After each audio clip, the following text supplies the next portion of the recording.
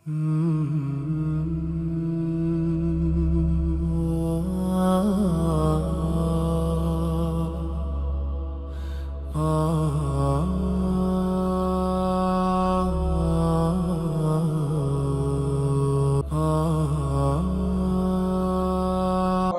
ورحمة الله وبركاته.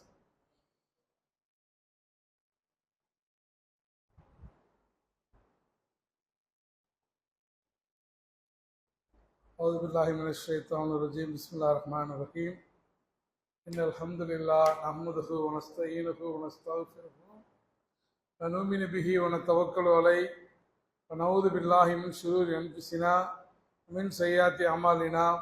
من يهده الله فلا مضل له ومن يضلل فلا هادي له وأشهد أن لا إله إلا الله وأشهد أن محمدا عبده ورسوله. أما بعد، يا أيها الناس اتقوا ربكم الذي خلقكم من نفس واحدة وخلق منها زوجها وبث منهما رجالا كثيرا ونساء فاتقوا الله الذي تساءلون به والأرحام إن الله كان عليكم رقيبا.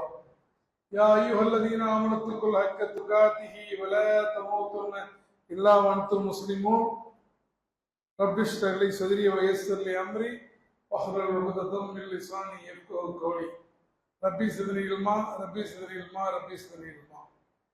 நம்ம எல்லாம் படைத்து பரிபாலித்து பாதுகாத்து காத்து கொண்டிருக்கக்கூடிய வார்த்தைகள் வர்ணைக்குள் செயல்படுத்த முடியாத அந்த ஏக இறைவனை துதித்தவனாக, அவனுடைய சாந்தியும் சமாதானமும் அவரது உயிரினும் மேலான உத்தம தூதர் அகிலத்தின் அருள்கொடை ரஹமத்துல் ஆலமீன் பெருமானார் ஸல்லல்லாஹு அலைஹி வஸல்லம் அவர்கள் மீதும், அன்னாருடைய கண்ணியமிக்க குடும்பத்தினர்கள், சத்திய சஹாபாக்கள், தாபீன்கள், தபோ தாபீன்கள், இமாம்கள், சுஹதாக்கள், மேலும் இறைவன் இந்த வெள்ளிக்கிழமை கடமையாக்கி இருக்கக்கூடிய இந்த ஜும்மாவை நிறைவேற்றுவதற்காக வந்திருக்கக்கூடிய நம் அனைவர்கள் மீதும் அந்த வற்றாத பெருங்கருணையினுடைய சாந்தியும் சமாதானமும் என்றும் என்றும் பொழியப்படட்டுமாக என பிரார்த்தித்தவனாக இந்த ஜும்மாவுடைய உரையை ஆரம்பம் செய்கின்றேன்.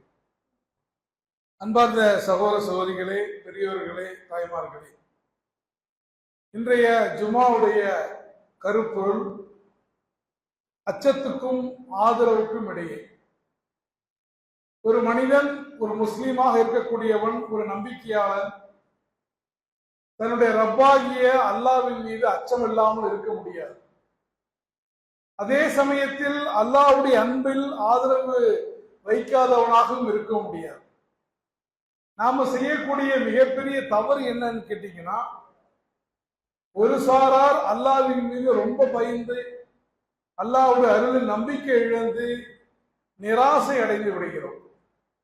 இன்னொரு சாரார் எப்படின்னு கேட்டீங்கன்னா, அதீதமாக அளவுக்கு மீறி அல்லாஹ்வுடைய அருளில் நம்பிக்கை வைத்து அதே சமயத்திலே அல்லாஹ்வுடைய தண்டனையை பற்றி எந்த பயமும் இல்லாமல் மனம் போன போக்கிலே வாழக்கூடியவர்களாக இருக்கிறோம்.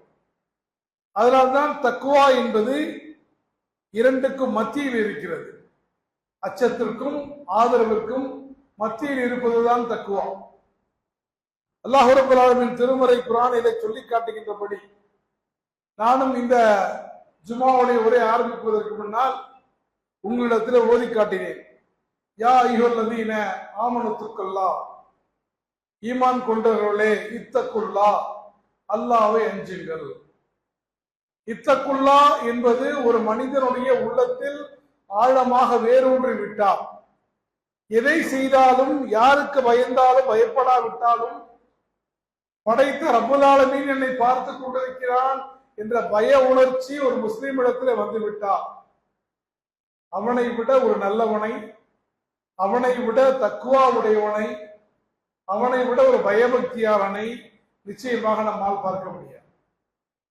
அப்ப அல்லாஹ் ரப்பல் ஆலமீன் சொல்லும் போது நீங்கள் அல்லாஹ்வுக்கு அஞ்ச வேண்டிய முறைப்படி அஞ்சுங்கள்.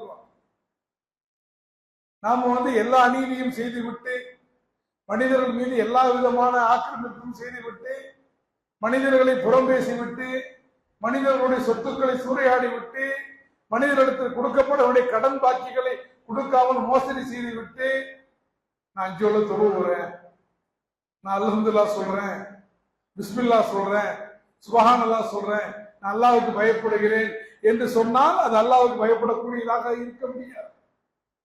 அதனாலதான் அல்லாஹ் சொல்றான், அல்லாஹ்வுக்கு அஞ்ச வேண்டிய முறைப்படி எஞ்சுங்கள்.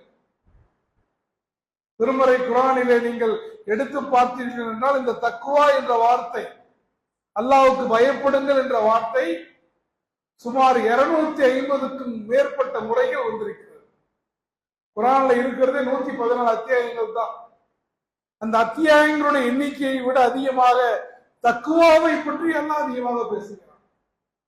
ஏன்னா இந்த தக்குவாவை ஒரு மூமினிடத்தில் வர வைப்பதுதான் ரொம்ப கஷ்டம். ஒரு தக்குவா ஒரு மூமினுடைய உள்ளத்திலே தெளிவாக ஆழமாக வேரூன்றி விட்டால் அவனை அச்சுறுத்துவதற்கு யாருமே தேவையில்லை. அவன் பள்ளிக்கூடத்தில் படிக்கிற பையனா இருந்தா ஆசிரியை சொல்லித்தான் அவன் டிசிப்ளினா இருக்கணும்னு அவசியம் இல்லை. சமூகத்திலே இருக்கக்கூடிய ஒரு மனிதனாக இருந்தால் உபதேசங்களை கேட்டுதான், ஒரு ஹஜரத்துடைய பயானை கேட்டுதான் அவன் அச்சமுற்றவனாக இருக்க வேண்டும் என்ற எந்த அவசியமும் இல்லை. இயல்பாகவே எப்படி நோன்பு இருக்கும் போது யார் பார்த்தாலும் பார்க்காவிட்டாலும் படைத்த அல்லாஹ் பார்க்கிறான்.